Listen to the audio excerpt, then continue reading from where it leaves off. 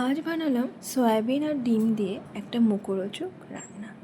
সয়াবিনগুলোকে আমি আগে থেকে সেদ্ধ করে ভেজে তুলে রেখেছি। 4টে ডিম দিয়ে রান্নাটা করব। ডিমগুলোকে আগে ভালো করে সেদ্ধ করে নুন হলুদে ফ্রাই করে রেখেছি। সাদা তেলে রান্নাটা হবে। পরিমাণ মতন তেলের মধ্যে দিয়ে দিয়েছি আলুগুলো ভাজা হয়ে এলে ওর মধ্যে দিয়ে দিচ্ছি পেঁয়াজ কুচি। আমি এখানে একটা পেঁয়াজ ব্যবহার করেছি। দিয়ে দিলাম গোটা ভেজে রাখা ডিমগুলো আর দুটো গোটা পেঁয়াজ। ভালো করে ভাজা হয়ে যাওয়ার পর তাতে দিয়ে দিচ্ছি টমেটো ও আদা আর রসুন বাটা। মিশ্রণটাকে ভালোভাবে কষিয়ে নেওয়ার পর এর মধ্যে দিয়ে দিলাম স্বাদ মতন লবণ, হলুদ গুঁড়ো, লঙ্কার গুঁড়ো, জিরে গুঁড়ো আর ধনে গুঁড়ো। এগুলো আপনাদের পরিমাণ মতনই দেবেন। সমস্ত মশলাকে ভালোভাবে কষিয়ে নেওয়ার পর আমি কিন্তু এর মধ্যে দিয়ে দেবো ভেজে রাখা সয়াবিনগুলো।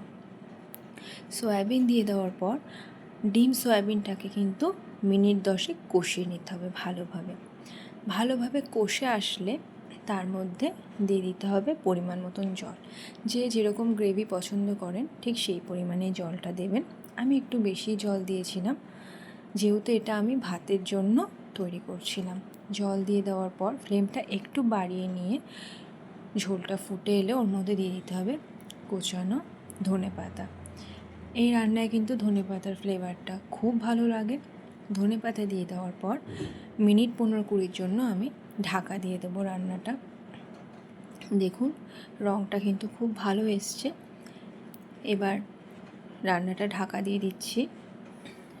15-20 মিনিট পর ঢাকনাটা তুলে নিলাম। ঝোল ভালো মতন ফুটে এসছে আর আশা করছি আলুগুলো ভালোভাবে সেদ্ধ হয়ে এসছে। এই রান্নাটা কিন্তু গরম ভাতের জন্য একদম পারফেক্ট। আপনারা এই রান্নাটা একবার বাড়িতে করে দেখুন আর আমাকে জানান কেমন লাগলো। রান্নাটা যদি ভালো লাগে একটা লাইক, শেয়ার, সাবস্ক্রাইব করে দেবেন। Thank you.